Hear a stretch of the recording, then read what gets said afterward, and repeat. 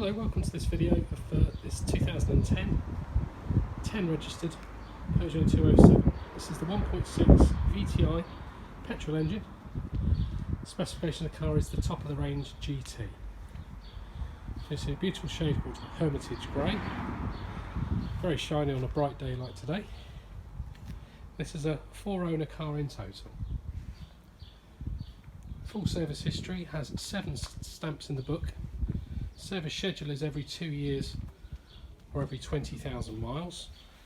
Serviced in September 2019, and it's covered approximately 1,600 miles since that service. So the next service is due in 18,400 miles.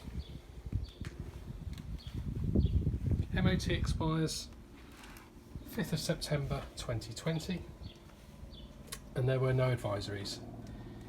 It did require for the MOT to be passed, both front tyres to be replaced, as well as having the rear brake pads replaced as well. The car has had a recent clutch fitted, along with a complete gearbox service too. Very efficient BMW engine, 120 brake horsepower, turns a very impressive 120 brake horsepower, 43 mpg. Current mileage recorded 65,801. Inside, this car does come with the optional full leather upholstery, both the front and rear. It also has the optional windbreak across the back. Makes a big difference whilst driving with windows up or windows down, and it simply just lifts up to create a screen to prevent the air coming back into the cabin from the rear of the car.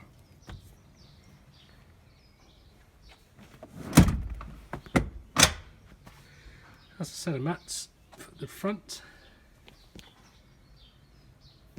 So leather upholstery, which is also heated. Very nice cabin. Electric folding wing mirrors. Auto headlights as well as auto wipers. Does come with cruise control and speed limiter. The main media system has a single CD player, standard FM AM radio. There is also a USB connection as well as auxiliary in, as well as having a Bluetooth for the telephone, and you can also stream music via Bluetooth as well. The button is located just down here for the roof mechanism. It's a simple one press, continually hold, let the roof go through its cycle, and then you're back in a coupe rather than a cabriolet.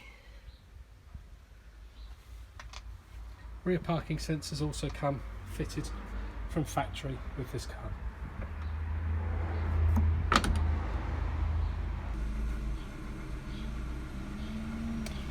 To engage the roof mechanism, it is advisable to have the engine running. It will work without, but it is a bit of a drain on the battery. So again, as you can see, the roof is currently off the car. So by pushing the button, you see located here, what we're going to do is put the roof back on, so it's a push down, keeping my finger on the button. As you can see, roof mechanism, so there's no levers to pull, it's just press the button.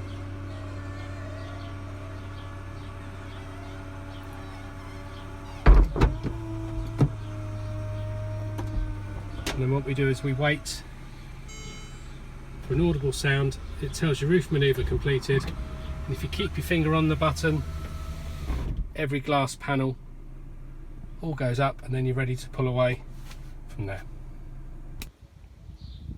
With the roof now in its coupe position, the boot of the car is very, very large. You can fit an awful lot in, especially around the sides and underneath. You also do have a spare wheel, which again is not standard on the car, so again spare wheel and tools are all underneath. The roof mechanism can't accidentally be actioned until this lever here, this little screen, is pulled across, sits into these little points either side. That now will allow the roof mechanism to work. The roof will go completely on top of this area here, but you do still have a good size compartment underneath. You can easily fit a couple of bags comfortably, suitcase, etc. But it's very important you don't put anything on top of this. Also, never let anything protrude up, pushing up, which then could potentially damage the roof mechanism. Any questions? Don't hesitate to get in touch. Thanks very much for watching. Please visit the website berkshireusedcars.co.uk.